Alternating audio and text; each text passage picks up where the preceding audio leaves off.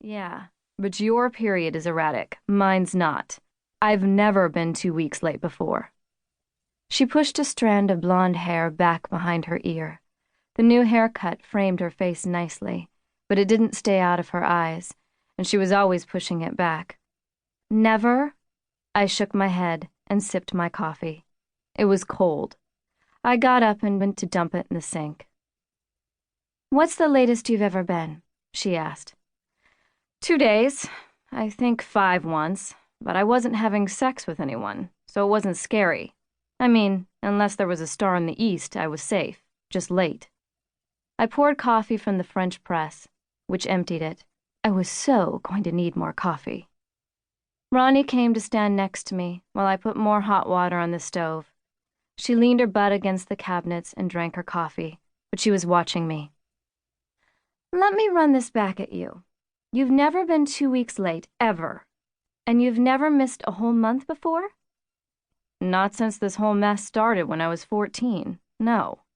"I always envied you the regular as clockwork schedule," she said. I started dismantling the French press, taking out the lid with its filter on a stick.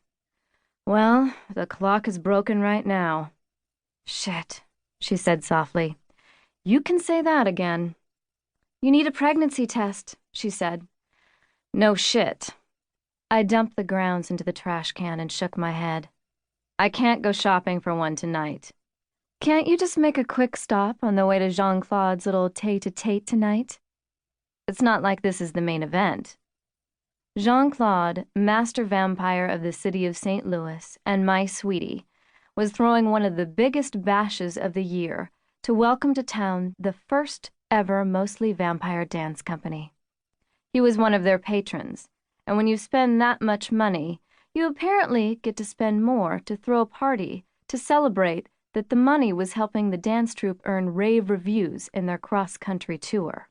There was going to be national and international media there tomorrow.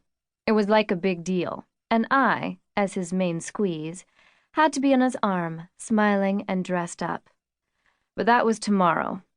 Tonight's little get-together was sort of a prelim to the main event. Without letting the media know, a couple of the visiting masters of the city had snuck in early.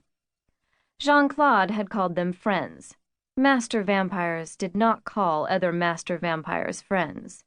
Allies, partners, but not friends. "Yeah, Ronnie, I'm riding in with Micah and Nathaniel. Even if I stop, Nathaniel will insist on going in whatever store with me, or wondering why I don't let him go. I don't want any of them to know until I've got the test and it's yes or no. Maybe it's just nerves, stress, and the test will say no. Then I won't have to tell anybody." "Where are your 2 handsome housemates?" "Jogging. I was supposed to go with them. But I told them you'd called and needed me to hold your hand about moving in with Louis." "I did," she said, and sipped her coffee. "But suddenly, me being nervous about sharing space with a man for the second time in my life doesn't seem like such a big deal. Louis is nothing like the asshole I married when I was young and stupid. Louis sees the real you, Ronnie. He's not looking for some trophy wife. He wants a partner." "I hope you're right." "I don't know much today, but I'm sure Louis wants a partner, not a Barbie doll." She gave me a weak smile, then frowned. "Thanks, but I'm supposed to be comforting you." "Are you going to tell them?" I leaned my hands against the sink and looked at her through a curtain of my long, dark hair. It had gotten too long for my taste, but Micah had made me a deal. If I cut my hair, he'd cut his, because he preferred his hair shorter, too.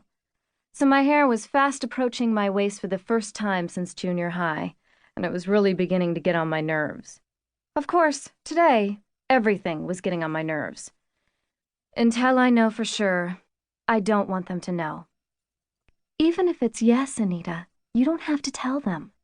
I'll close up my agency for a few days. We'll go away on a girls' retreat, and you can come back without a problem." I pushed my hair back so I could see her clearly. I think my face showed what I was thinking, because she said, "What?" "Are you honestly saying that I don't tell any of them? That I just go away for a while and make sure that..."